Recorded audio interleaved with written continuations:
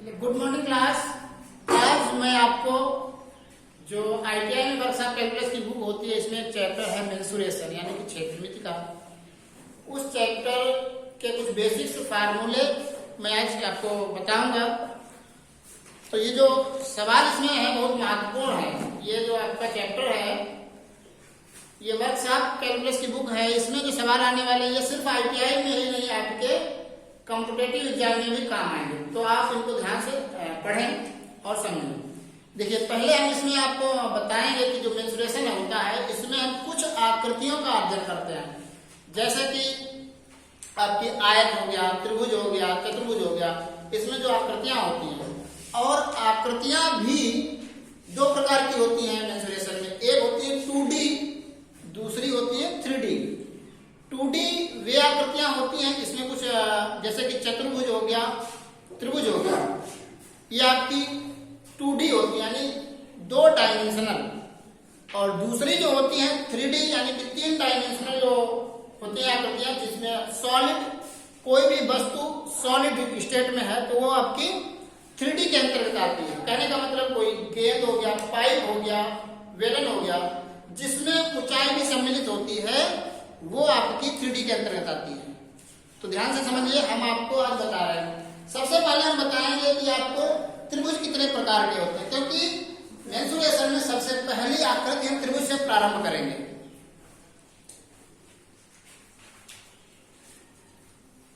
त्रिभुज जो होता है आपका, त्रिभुज का मतलब होता है ऐसी आकृति जो 3 भुजाओं से घिरी हुई हो और जिसमें कोण कितने होते हैं, 3। तो जैसे कि कोई भी आकृति 3 भुजाओं से घिरी हुई होती है तो वो त्रिभुज बन जाती है। जैसे हम कोई भी ये रेखा ले लें, दूसरी ये भुजा ले लें और ये ले लें, तो ये क्या हो गया, ये 3 भुजाओं से घिरी हुई आकृति को हम क्या कहेंगे, त्रिभुज कहेंगे। इनके जो शीर्ष होते हैं उसको हम कोण कहते हैं, और इनके जो कोण होंगे उनका सम यानी कि उनका योग जो होता है वो हमेशा 180 अंश ही होता है। तो इसमें देखते हैं त्रिभुज कितने प्रकार के होते हैं। पहला त्रिभुज इसमें होता है समबाहु त्रिभुज।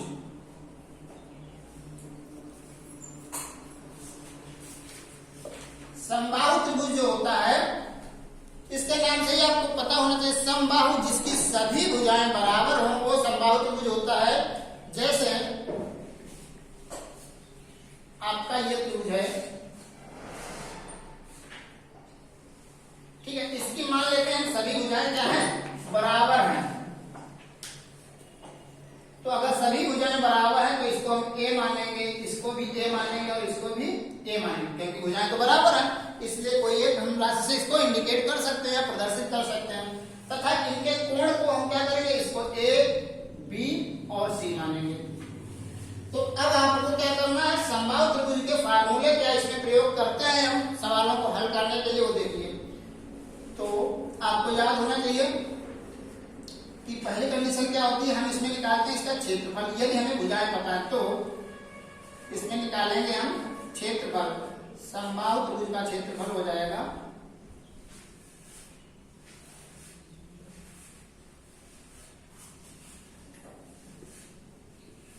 इसका सूत्र होता है √3/4 और भुजा स्क्वायर। ठीक है, तो √3/4 भुजा स्क्वायर, भुजा हमने A मानी है तो यहाँ पे क्या हो जाएगा, A स्क्वायर। ये इसका क्षेत्रफल का फार्मूला हो गया। और इसका मात्रक हमेशा क्या होता है, वर्ग इकाई होता है, वर्ग इकाई। यहाँ पे वर्ग इकाई कहने का मतलब, अगर कोई भी भुजा इसकी सेंटीमीटर में है तो सेंटीमीटर स्क्वायर हो जाएगा, अगर मीटर में है तो मीटर स्क्वायर हो जाएगा, इसलिए हम इसको वर्ग इकाई कहते हैं। अब उसके बाद में क्या है, इसका परिमाप।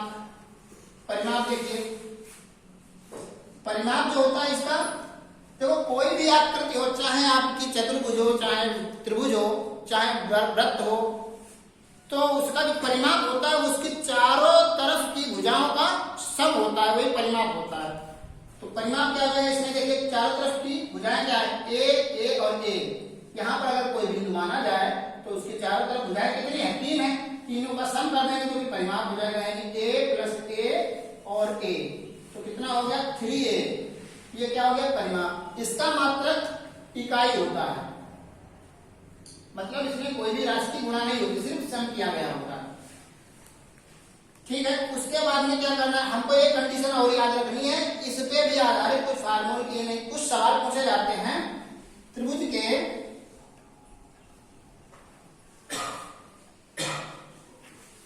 तीनों कोणों का योग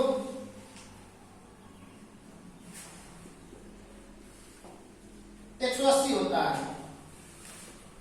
ठीक है, यानी कि इन तीनों कोणों को जोड़ दिया जाए, कोण ए प्लस कोण बी और प्लस कोण सी बराबर 180। ठीक है, ये आपको याद रखना, इस पे भी आधारित कुछ प्रश्न पूछे जाते हैं। देखिए, इसमें आपने कुछ आपको फार्मूले समझाएंगे।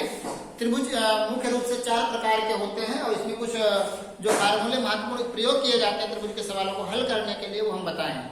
देखिए, इसमें जैसा कि हमने बताया था आपका अभी से पहले, समबाहु त्रिभुज, तो इसकी आकृति आपको पहचाननी आनी चाहिए। ये इसकी आकृति होती है जिसमें सभी भुजाएं बराबर होती हैं और सभी कोण भी आपस में बराबर होती हैं, क्योंकि भुजा बराबर तो कोण भी बराबर होती है। तो यहाँ पर इसकी आकृति ये होगी क्योंकि तीनों साइडें क्या होंगी, आपस में बराबर होंगी। इसका क्षेत्रफल का फार्मूला होता है √3/4 भुजा स्क्वायर और मात्रक वर्ग इकाई होता है। क्षेत्रफल कहीं भी हो उसका मात्रक वर्ग इकाई होता है। परिमाप क्या होगा, 3a, यानी कि तीनों भुजाओं को जोड़ देंगे तो वो क्या हो जाएगा, आपका परिमाप हो जाएगा। उसके बाद में विषमबाहु त्रिभुज, विषमबाहु त्रिभुज में हमें ये तीनों भुजाएं ज्ञात हैं, तो क्या करेंगे हम, तीनों भुजाएं यदि ज्ञात है तो इसके लिए ये फार्मूला लगता है। अगर तीनों भुजाएं नहीं ज्ञात है तो इसको हम 2 भागों में तोड़ेंगे, उसका अलग प्रोसेस होता है। लेकिन आपको क्या करना है, ये फार्मूला याद रखना है। अगर विषमबाहु के लिए मेन रूप से यही लगता है। इसमें अर्ध परिमाप क्या होता है, तीनों भुजाओं को जोड़कर उसका आधा करते हैं, ये यस अर्ध परिमाप कहलाता है। उसके बाद में ये क्षेत्रफल का फार्मूला लगेगा √S (S-A, S-B, S-C). ठीक, यानी कि अर्ध परिमाप से वर्गमूल के अंदर तीनों भुजाएं घटाकर गुणा कर दिया जाता है। फिर आता है आपका समद्विबाहु त्रिभुज। ऐसा त्रिभुज जिसकी 2 भुजाएं बराबर होती हैं वो समद्विबाहु त्रिभुज कहलाता है। उसकी आकृति ऐसी होगी और उसमें जो क्षेत्रफल का फार्मूला होता है b/4 √4b² - a²। ठीक है, तो ये आपका हो गया। उसके बाद में परिमाप वही होता है, सभी भुजाओं का योग, यानी कि जितनी भुजाएं हैं b और ये भी b और ये भी a है, तो b + b + a, यानी कि b 2 बार है तो 2b + a। तो ये आपका इस समद्विबाहु त्रिभुज का क्या हो गया, परिमाप। फिर आता है समकोण त्रिभुज। त्रिभुज में जो लास्ट है यानी कि समकोण त्रिभुज, इसमें क्या होता है, इसकी एक पहचान ये है या इसका गुण कह लो, इसमें एक कोण हमेशा कितना होता है, 90 अंश होता है। ये कोण 90 अंश होगा तभी ये समकोण त्रिभुज कहलाया जाएगा, अन्यथा नहीं। तो इसमें इसका क्षेत्रफल का फार्मूला होता है 1/2 आधार गुणे ऊंचाई। मान लिया a यहाँ पे आधार, ऊंचाई कितना है, जो लंब होता है वही ऊंचाई कहलाता है c। तो 1/2 आधार गुणे ऊंचाई। अब परिमाप हमने बताया था कि परिमाप जो होता है वो सभी भुजाओं का क्या होता है, योग होता है। तो आपका परिमाप कितना हो गया, a + b + c, ये आपका परिमाप है। देखिए, उसके बाद में त्रिभुज के बाद में कुछ आकृतियां जो होती है 2 डायमेंशनल में आती है चतुर्भुज। तो चतुर्भुज में जो जितनी भी आकृतियां बनती हैं वो हमने दर्शाई। मुख्य रूप से चतुर्भुज जो होते हैं वो 5 प्रकार के होते हैं। तो सबकी आकृति और सबके फार्मूले हमने दर्शाए हैं, यहाँ पे बताए हैं आपको। देखिए, पहली आकृति जो चतुर्भुज में आती है वो आयत होती है। आयत ऐसा बनता है जिसका जो प्रतीक या कह सकते हैं आयत का फिगर ये है, जिसमें 4 कोण होते हैं A, B, C, D और चारों कोण आपस में बराबर होते हैं। इसकी पहचान या इसका गुण ये है कि इस आयत की आमने सामने की भुजाएं क्या होती है, बराबर होती है। हमने मान लिया इसकी जो लंबाई है वो L है और चौड़ाई V है, तो इसका क्षेत्रफल हो जाता है लंबाई गुणे चौड़ाई, यानी L × V। ये इसका सूत्र हो गया। उसके बाद में परिमाप जो होता है वो 2 लंबाई + चौड़ाई, यानी 2 जो है बाहर है और लंबाई + चौड़ाई L + V, ये सूत्र हो गया। फिर इसमें आता है विकर्ण। अच्छा, विकर्ण क्या होता है, विकर्ण इसका ये होता है, ये विकर्ण होता है, यानी कि तिरछे कोणों को मिला दिया जाए तो वो विकर्ण कहलाता है। तो ये विकर्ण का फार्मूला अगर पूछा जाता है विकर्ण, तो ये फार्मूला लगाएंगे अंडर रूट लंबाई स्क्वायर प्लस चौड़ाई स्क्वायर, ये इसके विकर्ण का हो गया। फिर आयत के बाद में दूसरी जो आकृति होती है चतुर्भुज में, वो वर्ग कहलाती है। वर्ग की पहचान कह लो या क्वालिटी या गुण कह सकते हैं। तो जो वर्ग होता है उसके चारों भुजाएं उसकी बराबर होती हैं और सभी कोण 90 अंश होते हैं। इसका क्षेत्रफल का फार्मूला होता है भुजा स्क्वायर, यानी जो इसकी भुजा है, मान लिया हमने ए मानी है, तो ए स्क्वायर इसका क्या हो जाएगा, क्षेत्रफल हो जाएगा।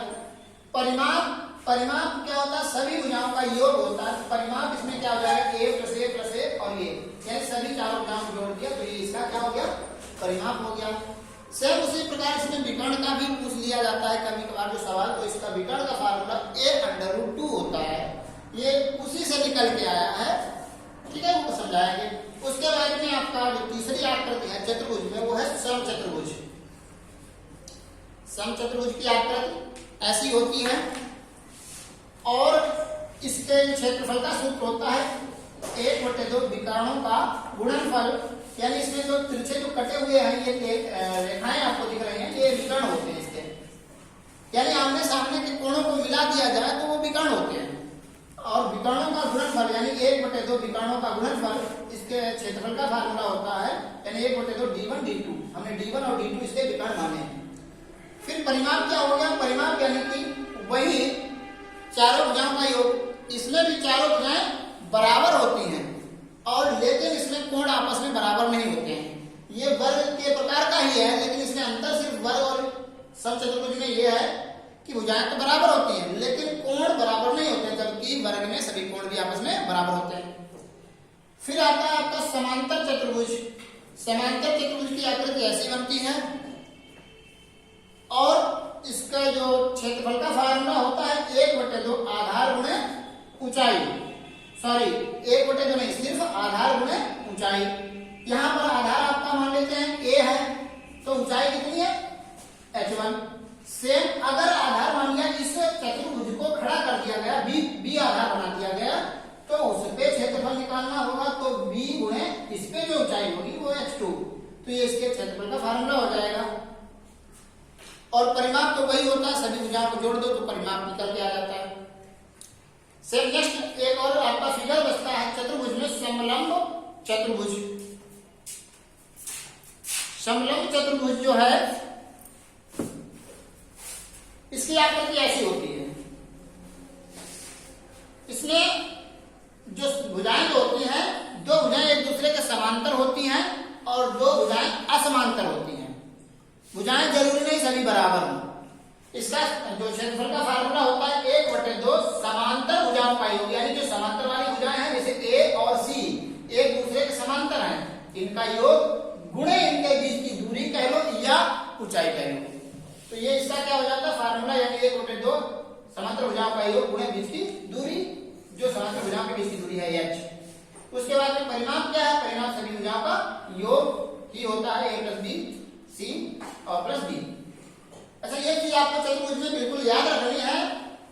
चतुर्भुज के सभी कोणों का योग 360 होता है और इसके आधारित सवाल प्रश्न पत्र में या परीक्षा में पूछे जाते हैं। देखिए, ये आपको जो आज हमारी ये मेंसुरेशन की पहली क्लास थी और हमने आपको इसमें कुछ फार्मूले बताए हैं जो महत्वपूर्ण हैं। यदि आपको ये फार्मूले या हमारे पढ़ाने का तरीका पसंद आता है तो हमारे इस चैनल को आप लाइक करके सब्सक्राइब कर सकते हैं। इसमें हम आपको एक सवाल बता रहे हैं जो कि महत्वपूर्ण है।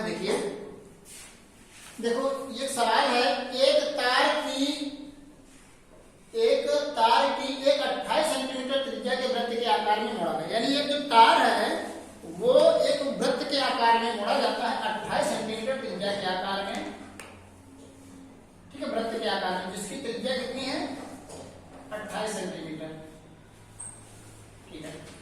एक जो तार है, ये जो तार है इसको एक वृत्त के रूप में मोड़ा जाता है, ठीक है। उसके बाद में इसी तार को फिर एक वर्ग के रूप में मोड़ा गया है, ये। तो आपसे पूछा गया है कि उस वर्ग की भुजा क्या है। देखिए, एक तार की एक 28 त्रिज्या के वृत्त के आकार में मोड़ा गया है, इसे पुनः एक वर्ग के आकार में मोड़ा जाता है, तो वर्ग की भुजा बताइए। ये क्वेश्चन में पूछा गया। तो इस टाइप के सवाल को कैसे हल करते हैं ध्यान दीजिए। पहले तो हम देख लेते हैं जो तार है, इसमें जो वृत्त के रूप में मोड़ा गया है, इसकी जो परिधि होती है वही इसकी क्या होती है, इस तार की लंबाई। यानी हम कह सकते हैं तार की लंबाई वृत्त की परिधि के बराबर होगी। वृत्त की परिधि के बराबर होगी। तो हम कह सकते हैं परिधि का फार्मूला पता होता है, कितना होता है 2 पाई r। अब यहाँ पे क्या करना है हमको, 2 गुणे पाई की वैल्यू कितनी दी है 22/7 और त्रिज्या कितनी है 28 सेंटीमीटर। अब इसको काट देते हैं, 7 एकम 7 7 चौक 28। अब यहाँ पे कितना हो गया 2 गुणे 22 गुणे 4, ये क्या हो गई इसकी परिधि आ गई। तो जो परिधि है यानी जितनी लंबाई है, तो लंबाई इसकी है तार की। अब इसी लंबाई को पुनः एक वर्ग बना दिया गया, तो वर्ग का जो परिमाप होगा वो इस तार की लंबाई के बराबर होगा, सीधी सी बात है। तो बराबर क्या होगा, तार की लंबाई ही तो परिमाप होगी वर्ग का, तो वर्ग का परिमाप। और अभी हमने आपको इसी क्लास में लिखवाया है वर्ग का परिमाप का फार्मूला, कितना होता है 4a और लंबाई कितनी है 2 गुणे 22 गुणे 4। तो ये 4 बटे में आ जाएगा, यानी कि a बराबर हो जाएगा 2 गुणे 22 गुणे 4 बटे में 4। ये 4 से 4 डिवाइड हो जाएगा, 22 गुणे 44 सेंटीमीटर। ये आपके वर्ग की एक भुजा हो जाएगी। तो ये सवाल काफी अच्छा है, ठीक है। और इसको पढ़िए, आगे हम आपको मेंसुरेशन की और भी क्लास बनाएंगे, वीडियो बनाएंगे, यदि आपको ये सवाल समझ में आते हैं, पसंद आते हैं। ठीक है, धन्यवाद।